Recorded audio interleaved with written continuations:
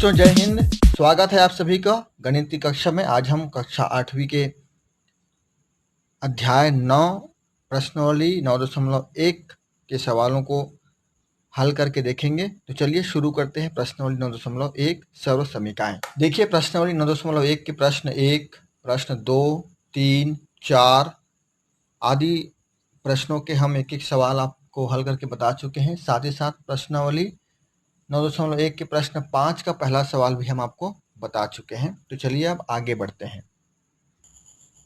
इस वीडियो में हम देखेंगे प्रश्न 5 के एक और सवाल बनाएंगे हम, तीसरा, और प्रश्न 6 के भी एक एक सवाल बनाएंगे, 7 के भी एक सवाल बनाएंगे और 8 का भी हम इस सवाल को बनाकर देखेंगे। तो तैयार हो जाइए कॉपी और पेन लेकर, साथ ही साथ अपने पुस्तक भी निकाल कर रखिएगा। और हम उम्मीद करते हैं कि आप लोग इस प्रश्नावली के सवाल को हल करने के पहले उदाहरण को भी हल करके देखे होंगे, तभी आपको बहुत जल्दी और अच्छे से समझ में आने वाला है यह प्रश्न। प्रश्नावली 9.1 के प्रश्न 5 में लिखा हुआ है उपयुक्त सर्व समीकरण का उपयोग कर मान ज्ञात कीजिए। और पहला सवाल दिया हुआ है 41 के घात 2। इसको हम लिख सकते हैं बच्चों 41 के घात 2 को 40 धन 1 पूरे घात 2, या फिर हम इसे लिख सकते हैं बराबर एक कोष्ठक में 40 धन 1 और दूसरे कोष्ठक में 40 धन 1। अब ये सर्व समीकरण 1 के अनुसार बनेगा। इस सवाल को हम पिछले वीडियो में बनाकर आपको बता भी चुके हैं। इस सवाल को हम लिख सकते हैं 70 ऋण 1 पूरे घात 2। इस सवाल को लिख सकते हैं हम 100 ऋण 3 पूरे घात 2। इस सवाल को लिख सकते हैं हम 80 धन 4 पूरे के घात 2। इस प्रकार से हम इन सवालों को लिख सकते हैं। अब देखिए ये जो सवाल है दूसरा जो सवाल है वो सर्व समीकरण 2 के अनुसार बनेगा।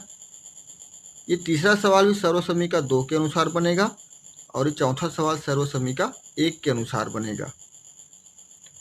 तो हम उम्मीद करते हैं जैसे ये सवाल बना हुआ है वैसे आप चौथा सवाल को बनाएंगे। हम इसमें से तीसरा सवाल देखने वाले हैं। तो चलिए बनाते हैं तीसरा सवाल। देखिए तीसरा सवाल है 97 के घात 2 बराबर 100 ऋण 3 के घात 2। हम 97 को लिख सकते हैं 100 ऋण 3। ऐसा करने से दोनों के मान में कोई भी बदलाव नहीं होगा। चलिए इसको आगे हल करते हैं। ये 100 ऋण 3 किस सर्व समीकरण में है? सर्व समीकरण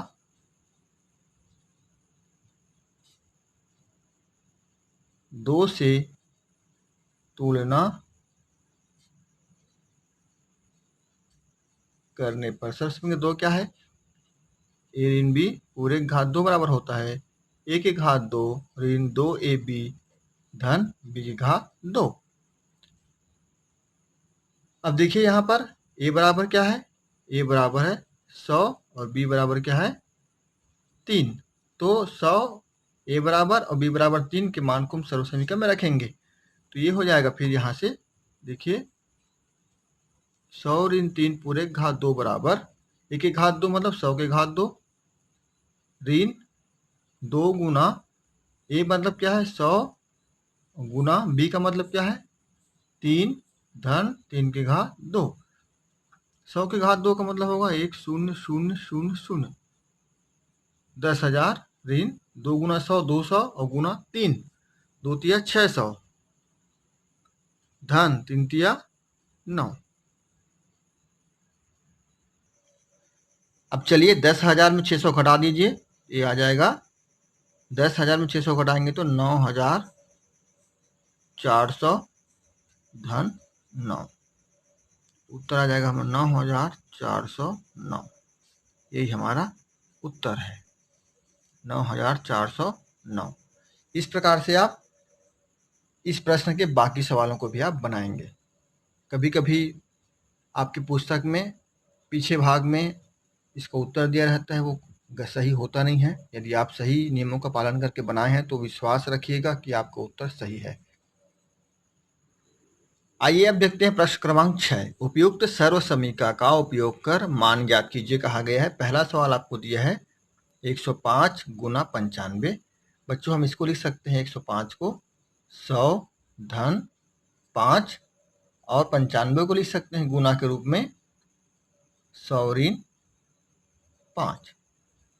100 धन 5 का मतलब हुआ 105 बीच में कुछ नहीं, मतलब गुना का चिन्ह है, और 100 ऋण 5 का मतलब हो 95। ठीक इसी प्रकार से हम इस दूसरा वाला सवाल को लिख सकते हैं 90 धन 2 एक कोष्टक में, और दूसरे कोष्टक में हो जाएगा 90 ऋण 2। अब देख रहे हैं आप कौन सी सर्व समीकरण में आ गए, सर्व समीकरण 3 में। ए धन बी और ए ऋण बी के रूप में है, ये भी ए धन बी और ए ऋण बी के रूप में है। ठीक इसी प्रकार से हम इसको भी लिख सकते हैं 500 धन 3, और इसको लिख सकते हैं 497 को 500 ऋण 3। ये तीनों सवाल सर्व समीकरण 3 के अनुसार बनेगा। तो चलिए एक सवाल हल करके देखते हैं। यहाँ पर पहला सवाल लेते हैं हम, पहला हल 1। इसमें क्या लेंगे, एक कोष्टक में 100 धन 5 ये वाला, दूसरे कोष्टक में 100 ऋण 5। सर्व समीकरण 3 से हम तुलना करेंगे। सर्व समीकरण 3 क्या है, ए धन बी बराबर, ए धन बी एक कोष्टक में, दूसरे कोष्टक में ए ऋण बी बराबर ए की घात 2 ऋण बी की घात 2। यहाँ पर ए बराबर 100 है और बी बराबर 5 है, यही मान रख देते हैं यहाँ पर हम। 100 की घात 2 ऋण 5 की घात 2। 100 की घात 2 मतलब कितना हो गया, 10,000 ऋण 25। 5 की घात 2 मतलब 25। अब 10,000 में हम 25 घटाएंगे तो कितना बचेगा, घटाकर देखिए आप लोग भी, तो ये उत्तर आ जाएगा बराबर 9,975। 10,000 में यदि हम 25 घटाएं तो 9,975 उत्तर आएगा, यही हमारा उत्तर है। देखिए क्या किया, सर्व समीकरण 3 के अनुसार इसको हल किए। सर्व समीकरण 3 कहता है ए धन बी एक कोष्टक में, दूसरे कोष्टक में ए ऋण बी बराबर होता है 1 घात 2 ऋण बी घात 2। ए बराबर यहाँ पर 100 है तो हमने 100 लिख दिया, बी बराबर 5 है तो हमने 5 लिख दिया। यहाँ पर आप लिखेंगे ए बराबर 100 बी बराबर 5, है ना। उसके बाद यहाँ पर मान रखेंगे, 100 के घात 2 ऋण 5 के घात 2, 100 के घात 2 होता है 10,000, 5 के घात 2 होता है 25। 10,000 में 25 घटाएंगे 9,975 हमारा उत्तर होगा। इसी प्रकार से आपको बाकी के दोनों सवाल भी बनाने हैं सर्व समीकरण 3 के अनुसार। आइए अब देखते हैं प्रश्न क्रमांक 7। x का मान ज्ञात कीजिए। ये लिखा हुआ है, आपको प्रश्न दिया है 6x बराबर 28 के घात 2 ऋण 22 के घात 2। बच्चों चलिए पहला सवाल हल करते हैं, तीसरा भी सेम बनेगा इसलिए हम इसको नहीं बनाएंगे, बाकी सवाल भी इस प्रश्न के एक जैसे ही बनेंगे, इसलिए एक सवाल हल करना यहाँ पर काफ़ी रहेगा। एक सवाल हल करते हैं। पहला सवाल दिया 6x बराबर 28 के घात 2 ऋण 22 के घात 2। अब हम आगे हल करेंगे।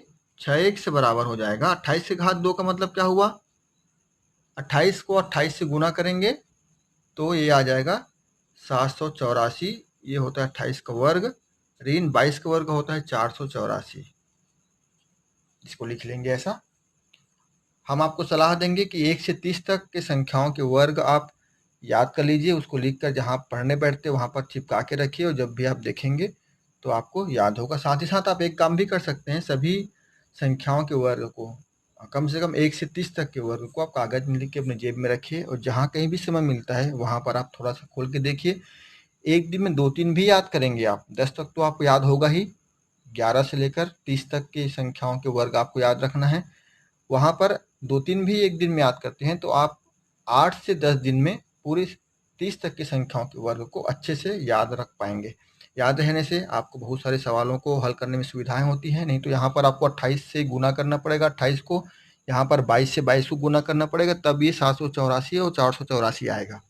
यदि आप याद रखते हैं तो आपका समय भी बचेगा, साथ ही साथ भविष्य में प्रतियोगी परीक्षाओं के लिए भी ये महत्वपूर्ण साबित होगा आपके लिए। तो चलिए आगे हल करते हैं इसको। 6x बराबर 784 में 484 घटाएंगे कितना बचेगा, 300। 84 घट जाएगा, और 700 में 400 घटाएंगे 300 बचेगा। तो 6x बराबर 300 है, इसलिए x बराबर हम क्या करेंगे, 300 बटे 6 करेंगे, तो x का मान आ जाएगा 50। 6 से भाग देंगे 300 को तो 50 बार में चला जाएगा। इस प्रकार से x बराबर आपका उत्तर आया, x का ही मान ज्ञात करना था हमें 50। तो ये आपका उत्तर है। इसी प्रकार से इस प्रश्न के बाकी सवालों को भी आपको हल करना है। बच्चों आइए अब देखते हैं प्रश्नावली 901 के प्रश्न क्रमांक 8 3x ऋण 5y एक कोष्ठक में है, इसके पूरे का वर्ग है, को हल कीजिए तथा x बराबर 4 एवं y बराबर 2 के लिए उत्तर की जांच कीजिए। दोनों कहा गया है। तो सबसे पहले तो हम देखिए इस सवाल को, ये कौन से सर्वसमीका में आएगा? ये आएगा सर्वसमीका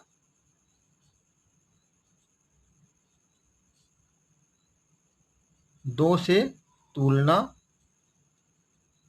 करने पर हम लिखेंगे यहाँ पर। तो सर्वसमीका 2 क्या कहता है?